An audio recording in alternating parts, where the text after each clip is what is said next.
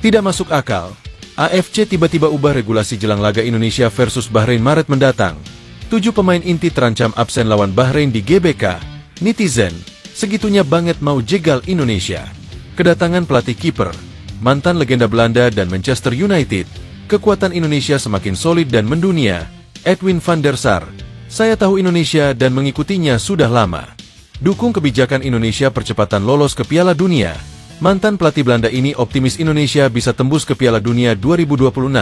Marco van Basten, ini bagus, dan saya berharap proyek mereka berhasil.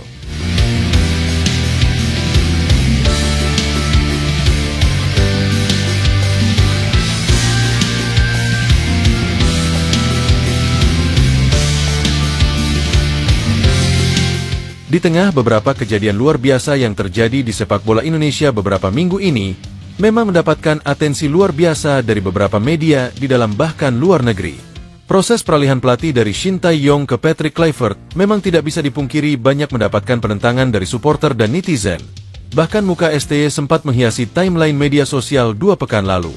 Shin Tae-yong memang jadi satu-satunya pelatih yang paling lama menangani timnas. Terhitung sejak tahun 2019 hingga 2025 awal kemarin, hampir 5 tahun masa pengabdiannya bersama timnas Indonesia. Hal itu berbeda dengan pelatih-pelatih sebelumnya, yang biasanya langsung dipecat di tahun pertama kepelatihannya, yang biasanya tidak memenuhi target dan tidak percaya proses. Namun dibalik dipecatnya ST kemarin, netizen pun menaruh harapan besar di pundak Patrick Kluivert, bukan sekedar proses lagi tapi sebuah hasil. Karena menurut netizen, proses 5 tahun yang sudah dijalani bersama ST sudah sangat sabar, tapi malah diganti tiba-tiba, hingga jadinya ke depan. Kalau saja Patrick Kluivert gagal mendapatkan poin di 2 laga awal, maka seruan out pasti akan menggema. Oke, itu adalah prolog dari pembahasan ini, dan tentu kita semua pasti berharap kalau Indonesia bisa melejit bersama Kluivert ke depannya, dan harapan paling besar tembus Piala Dunia 2026. Namun di balik pro kontra pelatih Indonesia saat ini, justru satu kerugian cukup besar tengah mengincar Indonesia di laga bulan Maret depan. Saat ini, AFC dikabarkan tiba-tiba mengubah regulasi dari babak kualifikasi dunia 2026. Meskipun memang standar awalnya berawal dari FIFA, namun tentu hal ini sangat merugikan Indonesia jika saja nanti kejadian. Di bulan Maret depan, Indonesia akan bertandang ke Sydney Football Stadium Australia dan kemungkinan besar Ragnar Oratmangun dan Justin Hubner akan absen karena akumulasi kartu. Namun di balik itu, aturan AFC menyebutkan bahwa ada hal baru dari sisi perhitungan jumlah kartu kuning. Namun yang dikhawatirkan adalah saat nanti lawan Australia, karena ada 7 pemain inti saat ini yang sudah mengantongi 1 kartu kuning. Jika mereka kembali mendapatkan kartu kuning saat lawan Australia nanti, tentu di laga super ketat lawan Bahrain mereka akan absen. Adapun nama-nama pemain yang berpotensi absen lawan Bahrain adalah penjaga gawang Marten Pas, lalu ada Bang Jai, Kelvin Verdong, Muhammad Ferrari, Marcelino Ferdinand, Ivar Jenner, dan Nathan Cho Aon. Tentu kita tidak berharap jika salah satu dari pemain tersebut mendapatkan kartu kuning. Apalagi jika misalnya Bang Jai yang harus absen. Karena jujur saja, posisi Bang Jai di lini belakang Indonesia dan sebagai leader sangat kuat. Jadi jika beliau absen lawan Bahrain nanti, otomatis akan mengurangi kekuatan timnas Indonesia. Meskipun kita tahu masih ada stok back lain seperti Mes Hilgers, Kevin Dix, dan Rizky Ridho. Namun chemistry dari ketiganya belum dapat. Berbeda dengan trio back Jai Itzes, Ridho dan Hubner, itu sudah jauh lebih kompak. Tentu kita tahu dari AFC sudah jelas menuliskan memang adanya regulasi soal akumulasi kartu kuning. Meskipun ini berlaku untuk semua tim, rasanya memang Indonesia harus waspada. AFC memang kerap kali disorot, karena selalu menganaktirikan tim yang berasal dari kawasan Asia Tenggara. Berbeda dengan kawasan Asia Barat yang selalu mendapat privilege luar biasa, contohnya Bahrain. Kedatangan pelatih kiper mantan legenda Belanda dan Manchester United, kekuatan Indonesia semakin solid dan mendunia. Edwin van der Sar, saya tahu Indonesia dan mengikutinya sudah lama. Setelah kedatangan Patrick Kluivert, timnas Indonesia juga diperkuat staf kepelatihan seperti Alec Pastor dan Denny Lanza.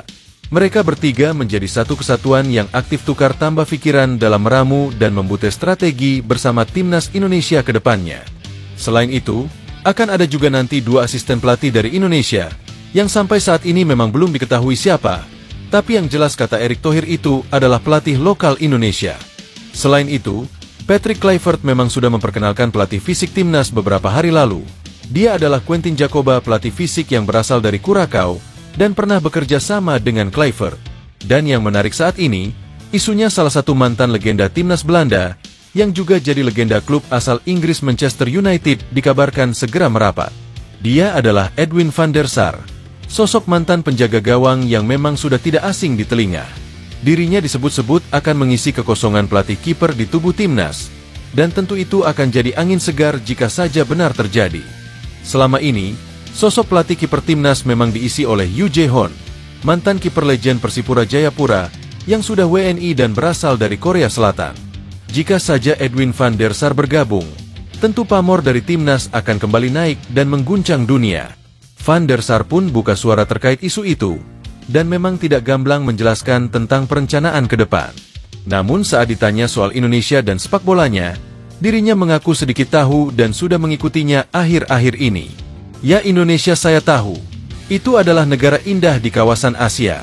Tentu saya masih ingin bekerja setelah pulih dari masalah kesehatan.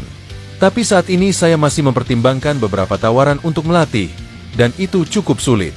Tentu saya tahu mereka. Saat ini proyek mereka sedang menuju Piala Dunia, dan itu sangat menarik, tutupnya. Dukung kebijakan Indonesia percepatan lolos ke Piala Dunia. Mantan pelatih Belanda ini optimis Indonesia bisa tembus ke Piala Dunia 2026. Marco van Basten, ini bagus, dan saya berharap proyek mereka berhasil.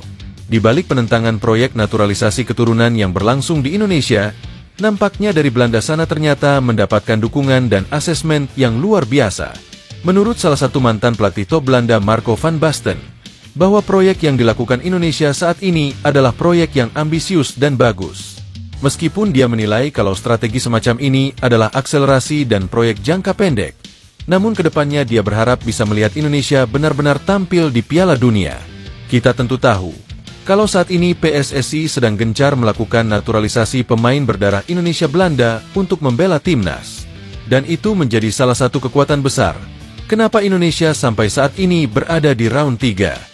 Karena kalau hanya mengandalkan pemain Liga 1 saja, tentu target Pildun bisa saja tercapai tahun 2070.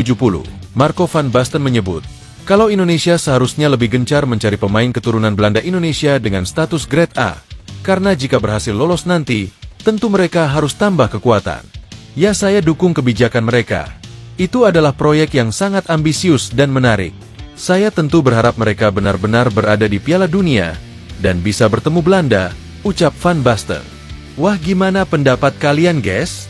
Jangan lupa tinggalkan komentar kalian di bawah.